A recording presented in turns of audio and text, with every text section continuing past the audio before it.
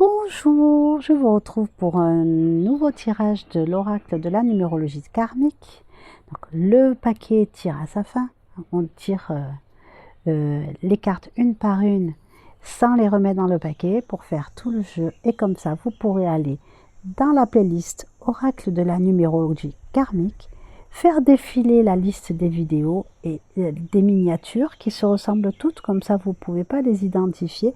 Vous appuyez sur une et toc, vous avez votre vidéo qui correspond à ce qui vous est destiné sur l'heure. Si cette vidéo vous est proposée par YouTube, que ce soit maintenant ou plus tard parce que c'est intemporel, eh bien ça veut dire que le message est pour vous. Alors comme il n'y a plus beaucoup et je ne m'embête pas à battre, hop, j'ouvre. Nous avons la légitimité. Ah, ça, en ce moment, la légitimité, c'est une grande question. Déjà, à commencer par la légitimité d'un certain jeune homme qui est à un certain poste à la tête d'un pays et qu'on se demande comment il a fait pour arriver là. Alors, ici, nous avons ici la légitimité, nous avons un petit pantin qui est manipulé par de la ficelle. On voit qu'on le manipule, voilà. Ça, c'est parce que quand on s'interroge sur la légitimité, sur notre propre légitimité, ça vient du fait que on doute. Et qu'est-ce qui va nous mettre le doute sur ce qu'on est en train d'entreprendre ou en train de faire? Bien, ce sont, la plupart du temps, ce sont les autres. Qu'est-ce qu'ils font les autres? Les autres sont souvent, et nous-mêmes on le fait, hein, moi ça m'arrive encore de le faire, même si j'essaye de me l'interdire, on porte des jugements. Si par exemple, on embauche une babysitter, une nounou, on va lui demander de nous présenter son diplôme. Quand on se présente pour un poste, eh bien, on va nous demander les diplômes. Qu'est-ce qu'ils font les diplômes? Le diplôme va formaliser une légitimité. Le système actuel, le système économique actuel, en tout cas en France, il est assis sur cette forme de légitimité. On n'est plus sur la légitimité de l'expérience. Avant, dans nos parents, par exemple, nos parents, on pouvait facilement changer d'emploi sans même avoir de diplôme, tout simplement par l'expérience. Et donc l'expérience apportait une légitimité. Et là, on est sur une légitimité qui est carrément matérielle, où on va passer des diplômes. Et donc, dans certaines disciplines, il y a où il n'existe pas de diplôme, en tout cas rien d'enregistré, pas trop de... Voilà, où chacun va y mettre les grades qu'il veut, où on va demander aux personnes une légitimité qui est quasiment impossible à avoir, puisqu'il n'y a pas de cursus d'enseignement enregistré et normalisé. Et c'est très bien comme ça, parce que tout le monde, il y en a pour tous les goûts. Il y en a pour vraiment, à chacun, la résonance intérieure va trouver, quand l'élève est prêt, le maître apparaît, je dirais. Et on n'est pas tous égaux. On a... bon, moi, j'ai suivi les enseignements de plusieurs personnes.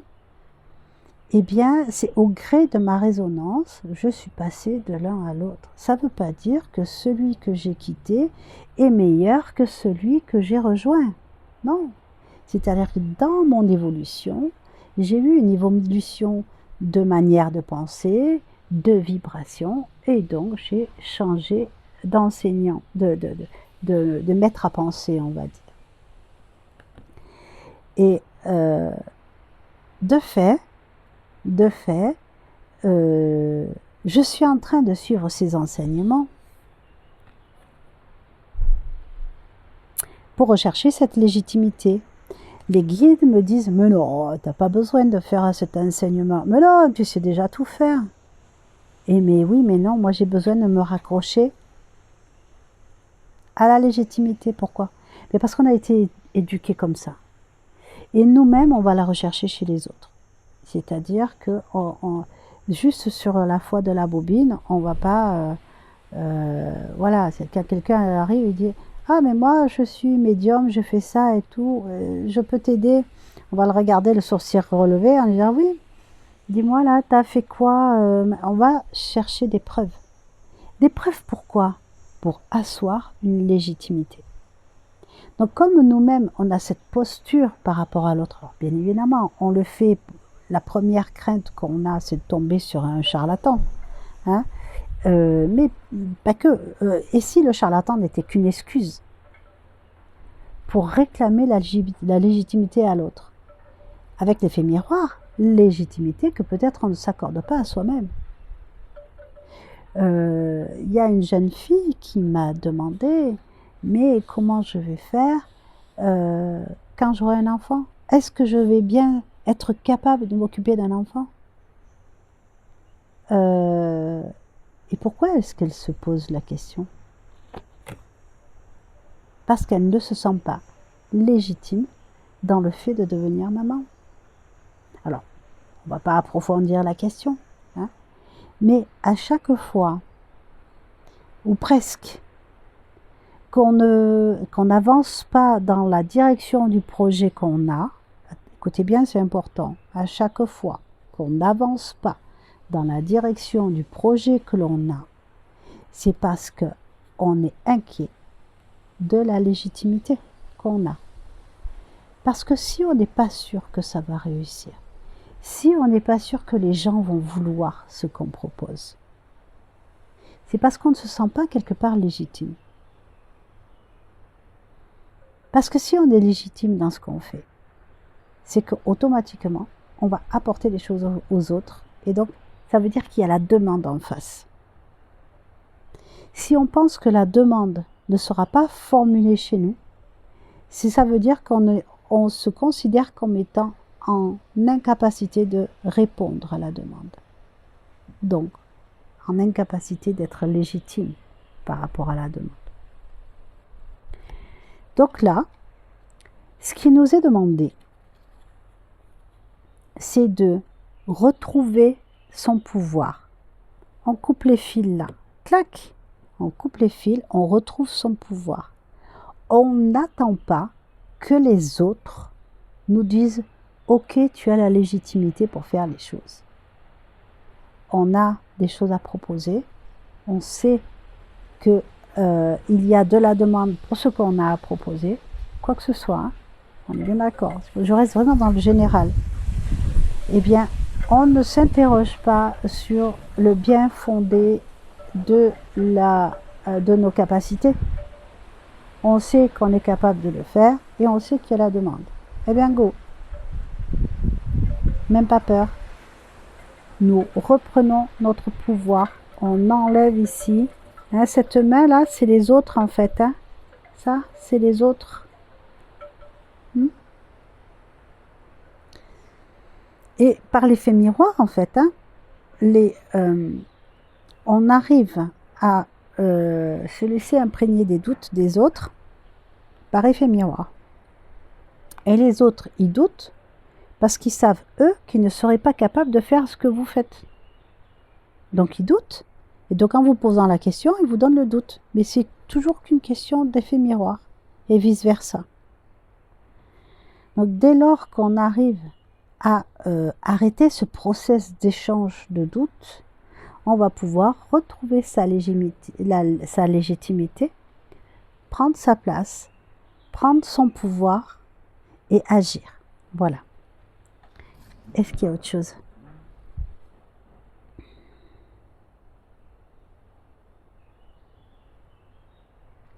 On me parle de la place des enfants dans certaines... alors, des enfants qui ont été adoptés, enfin, en particulier un, bon, mais je vais rester dans le vague.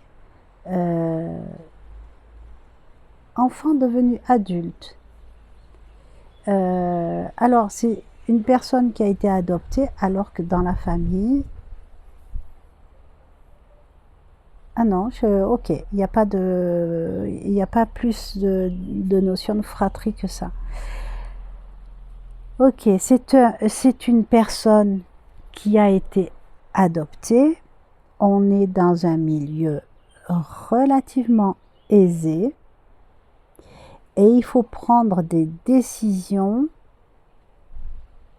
par rapport au patrimoine. Je vous dis au fur et à mesure que ça me vient. Hein. Il faut prendre des décisions par rapport au patrimoine parce que la personne est malade et que, temporairement, hein, et que pendant que la personne est souffrante et ne peut pas gérer ses affaires, il faut gérer ses affaires. Et donc, tout bonnement, les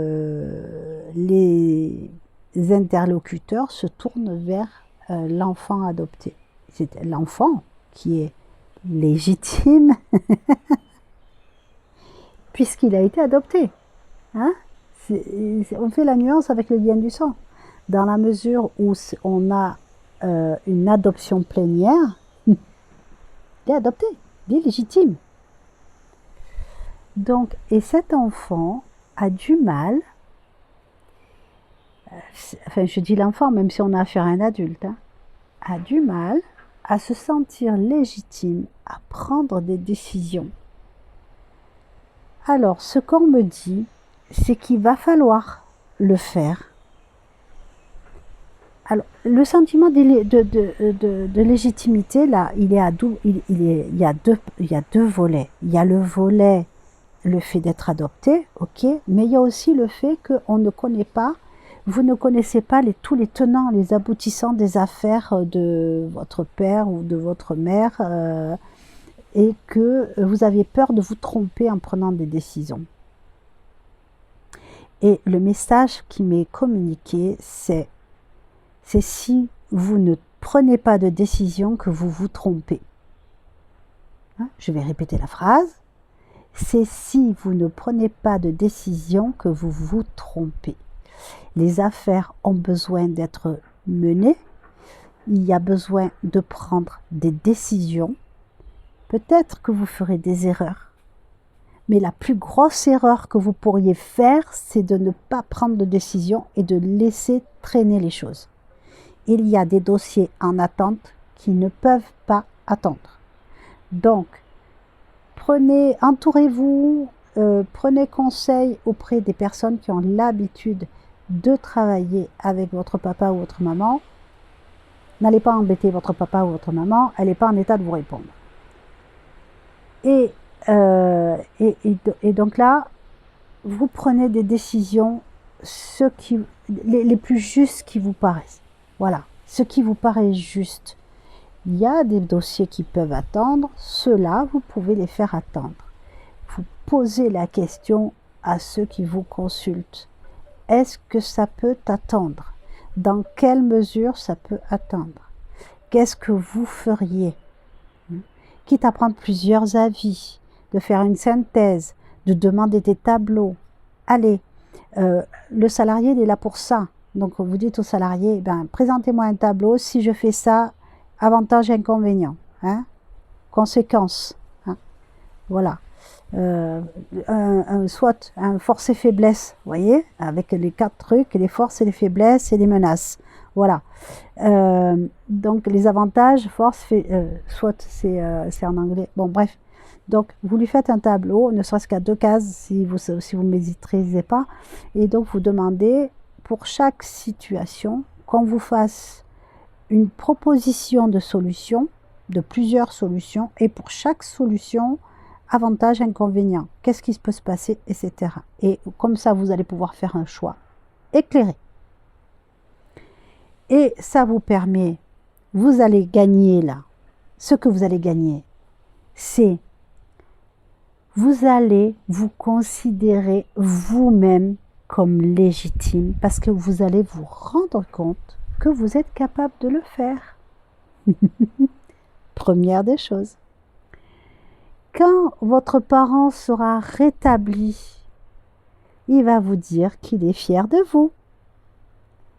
Même s'il y a eu des erreurs, parce que bien évidemment, vous demandez à être informé, etc.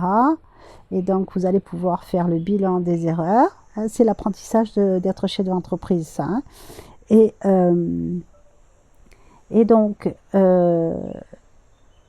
quand votre parent ira mieux, eh bien, il va vous dire qu'il est fier de vous. Peut-être qu'à ce moment-là, la leçon aidant, il va un peu mieux vous impliquer dans l'entreprise si vous le souhaitez.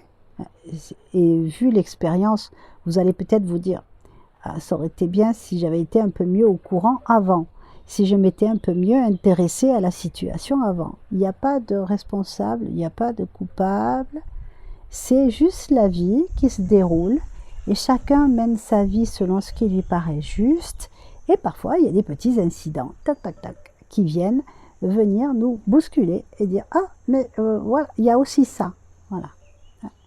Donc là vraiment on a affaire à quelqu'un et ça pourrait même vous changer la vie, c'est-à-dire que si ça tombe que dans votre boulot ça va pas bien et vous ne trouvez pas bien votre place, rien n'arrive par hasard, hein, voilà, vous ne trouvez pas bien votre place dans votre boulot, quand votre parent se rétablit, imaginons qu'il vous demande de co-gérer l'entreprise avec lui parce que de toute façon il est fatigué, lui ou elle, hein, votre parent, hein, je dis, parce que votre parent est fatigué et que il a besoin de se reposer un peu et il a besoin de reposer sur quelqu'un en qui il a confiance.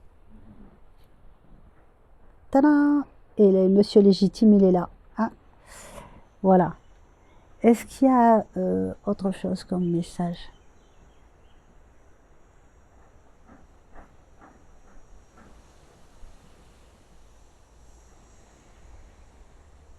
Alors, on me demande de prendre garde à un petit enfant qui vient d'arriver dans une famille. C'est un enfant adopté aussi, hein. Et là, par contre, il y a les frères et sœurs qui sont naturels, on va dire. Et ce que ne sait pas cet enfant, c'est qu'avant l'adoption, les enfants ont été consultés. Et que tout le monde sans exception, a voulu cette adoption. Seulement ça, l'enfant ne le sait pas. Et c'est là le truc important. L'enfant ne le sait pas.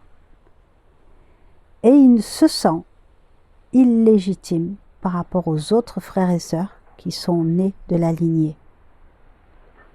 Et donc là, je pense qu'il est important de réunir tout le monde et que chaque enfant parle à son tour et exprime à l'enfant qui a été adopté que tout le monde a souhaité cette adoption. Je ne parle pas d'accepter, je parle de souhaiter. On est vraiment dans l'intention. Hein?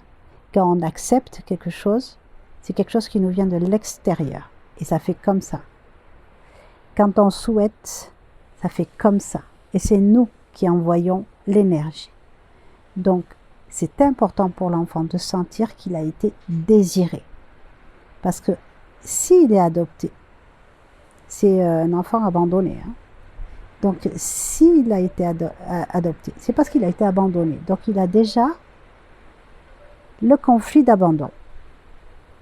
Il a la blessure d'abandon. Et adulte, il va devoir soigner cette blessure d'abandon. Ça sera plus facile pour lui de la soigner si il se sent désiré. Que la famille dise « nous, on te désire ». Et presque que je dirais que l'abandon a fait partie du circuit d'adoption. C'est-à-dire que pour que la famille ait la capacité à l'adopter, il fallait au départ, il fallait qu'il soit conçu par des parents qui n'allaient pas vous souhaiter le garder. Peu importe la raison. Peu importe, on s'en fout de la raison. Mais voyez un petit peu le lien de cause à effet. Une famille qui souhaite adopter un enfant, ou quelle que soit la raison aussi, on s'en fout. Pour qu'elle puisse adopter l'enfant, eh bien, il faut qu'il y ait un enfant à adopter. C'est aussi simple que ça.